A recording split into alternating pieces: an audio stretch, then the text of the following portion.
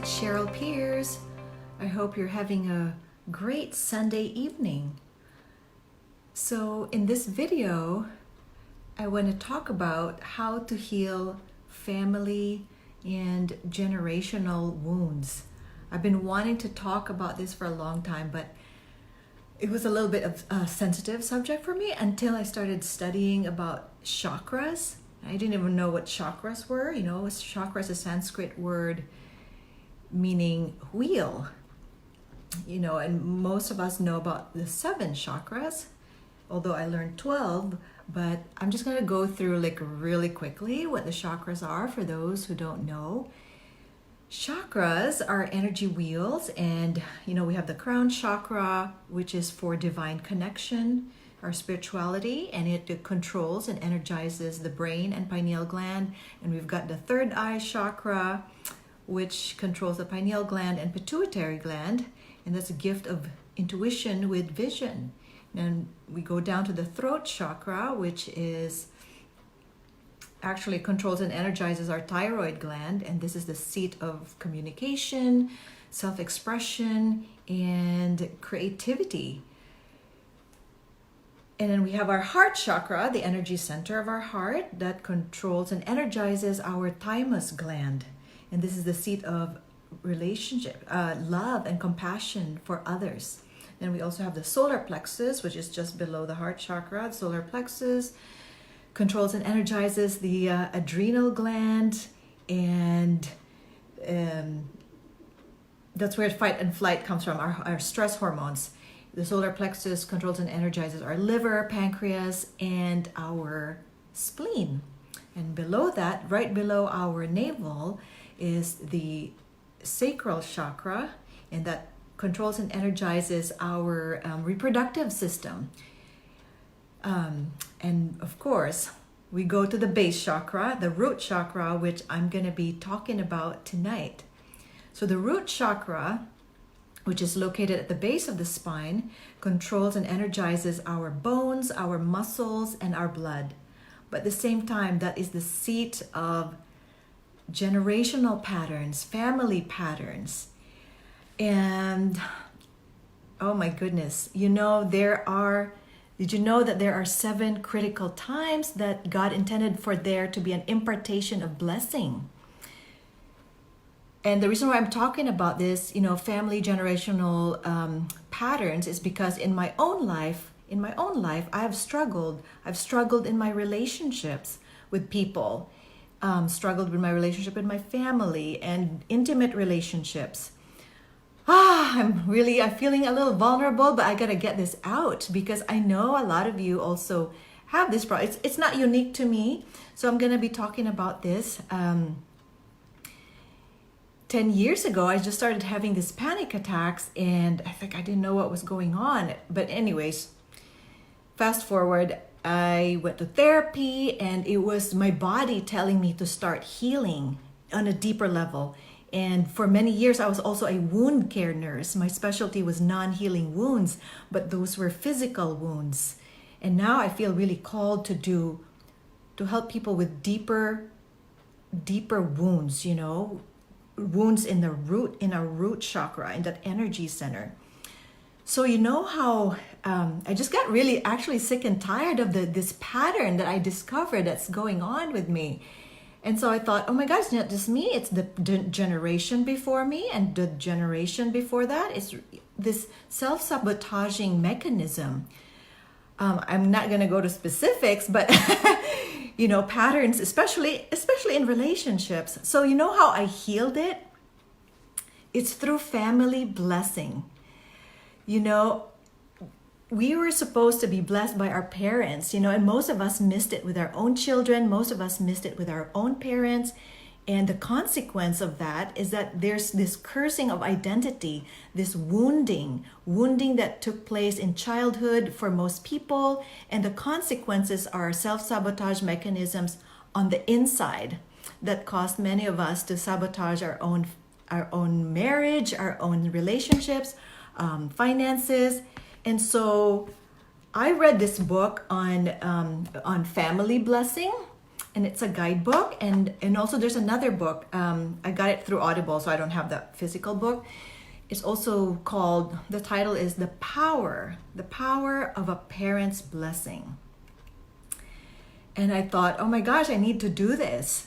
I really need to do this because in order to stop these patterns, I mean, I have a daughter and I did not want this to continue to my daughter. Okay, I'm just gonna be vulnerable and say it. You know, I got married because I got pregnant. My mother got married because she got pregnant. My grandmother got married because she got pregnant. And when I realized that, I thought, oh my God, something's going on. I have a daughter and I don't want to continue this pattern. And choosing the same type of people in relationship. Sorry, I'm getting a little teary-eyed here. But so I wrote my family. I emailed my family. I said, it's about time to recover the blessings we missed early in life. The unfortunate truth is that the majority of parents today are not fully aware how vital a blessing can be. We haven't been schooled in this subject and don't understand how to give this gift to our children. Neither do we have living examples to give us a picture of how it's done. As a result, many of us limp through life without the family blessings we were meant to receive. So when we use the term blessing, we are referring to what we call family blessings. This kind of blessings empowers you to prosper so you could have a satisfying life journey. These blessings are not rewards for obedience. They are rewards for being born. Spoken blessing from parents to children plays an important role in empowering the next generation to fulfill their life purpose. And I said I'll demonstrate it at our luncheon. So anyways, this book on the power of a parent's blessing, it was so interesting, and I just burst into tears because I realized a lot of us have not been educated in family blessings. And you know who's really good at family blessings, and they're quite successful with it, are the Jewish people who actually practice Shabbat Shalom. So Shabbat Shalom is on Friday evenings, they sit down as a family. This is consistently every Friday evening. They sit down as a family, and then the husband tells the wife how wonderful she is, tells all the positive things about the wife, and praises her in front of their children. And then the wife tells good things about the husband, tells the husband all his positive, his amazing qualities in front of the children. And then they look to each of their children's eyes and say, son, or daughter, you are going to have an incredible future. You are going to be successful. You're going to be prosperous. And whatever your dream is, whatever you're going to be when you grow up, you are going to be the top in your industry. Wow. Can you imagine that kind of impartation, the effect of that to the children? Wow, then it's no wonder, there's another book called The Jewish Phenomenon. It's no wonder 40%, the Jewish people, there's only 2% of them in the country, yet they own half of Hollywood. They own the largest medical practices. They own the largest banks. They own the largest law firms. It's no wonder that they have a satisfying life journey, is because they have been blessed. And there are 7 critical times that parents are supposed to be blessing children. It's first, conception, they get blessed. And then pregnancy, birth, early childhood, teen years, adulthood, and senior years. I mean, I've never heard of a blessing before, and a lot of people haven't. So when I read these books on the family blessing, power of a parent's blessing, and Jewish phenomenon. It was just like, wow, it's amazing. So what I did was I gathered my family, I wrote that email, and we had lunch at the Ritz-Carlton in Half Moon Bay because it was a special, special day. And I demonstrated it. So 13 family members got together, and then I demonstrated it to my daughter. So I said, Dana, I love you so much, and you're my only child, and you have a gift. I said to my daughter, you have a gift. You have a gift of beauty, you have a gift of intelligence, and a great sense of humor that you're gonna need later in life. And so I just told my daughter all the gifts that she has, and so that, you know, she's gonna prosper. I said, may God bless you, and may his face shine upon you, and you're gonna have an incredible, incredible future. So yeah, my daughter got really teary-eyed when I said that. And then I asked my mother, actually the night before, I wrote a blessing. I wrote the words that I've been waiting for almost 50 years. I wrote the words that I wanted to hear from my mother. And of course, you know, she's never received a blessing either. And so she doesn't know how to give a blessing. So I had to be proactive about it. And I wrote my own blessing. Boy, I was bawling. I was bawling when I was writing that the night before our family luncheon. And so I sat on a chair and I handed her that piece of paper that I wrote. And I said, Mom, can you read this to me? Can you give me this blessing, please? And I grabbed her hand and put it on top of my head. And I closed my eyes. I just took a deep breath, and I was just ready to receive. I was ready to receive. And so she read that piece of paper and she said, Cheryl, you are my firstborn child, and I want to give you this blessing. All the work that you've done that no one sees, I can see it now. Oh my gosh, I just started crying. My entire body just started like having this emotional release. I had this emotional breakthrough. I could not stop crying. I mean, buckets of tears just flowed in my eyes. I felt this release. And so after she gave me that blessing, it's just like, wow, it's like this heavy burden was just released from me. And then I asked my aunt and my uncle to bless me. I was just ready to receive all this spoken blessings, spoken words.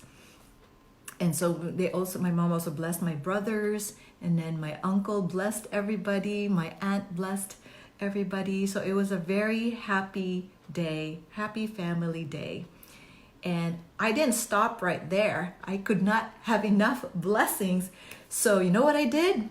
My dad is he lives in the Philippines. My parents are separated. And so after that, I didn't stop right there. I bought a plane ticket to the Philippines, and I was ready to receive my father's blessing. So I also hand wrote the blessing that I wanted to hear. I wanted to hear from my father. And oh boy, that was amazing. So I went home, I flew 15 hours, and they didn't know where I was going to visit, by the way. So I flew 15 hours, I got there and, spent a few days. I didn't mention anything. And then the night before, I spent like a week there. But then on day 6, I waited till day 6 to talk about family blessings. And he agreed to it. There was no problem with it. And so one evening I said, Dad, can you please give me a blessing? And can you just read this to me? Read this paper. I prepared it, because I knew he didn't receive a blessing either. And so I said, Dad, can you give me a blessing? And I put his hand on top of my head like I was a little kid, and I just listened to the words I've been waiting for my whole life. And he put his hand on my head and he said, Cheryl, my firstborn child, you are going to have an incredible future, and you have a gift. You have a gift of everything that I wrote there. I forgot what I wrote. It was like last year. So my gosh, I cried, and it was so emotional because I mean, I hadn't seen my dad, I think, for many, many years. And so after that, I felt like I was just ready to conquer the world. It was one of my happiest days of my life, to receive a blessing from my mother, and then flew 15 hours to receive a blessing from my father. I believe that it totally changed my life. I've been released, and all this this self-sabotaging, the remnants of this self-sabotaging mechanism, just like gone. Whoosh. It was just amazing. So that's how you heal generational I mean, there's many ways of healing family wounds and generational wounds. So yeah, this is part one of 7 videos that I'm gonna be sharing with you, and we're gonna be going through the 7 chakras, because the 7 chakras is basically like shining a spotlight in every area of our lives.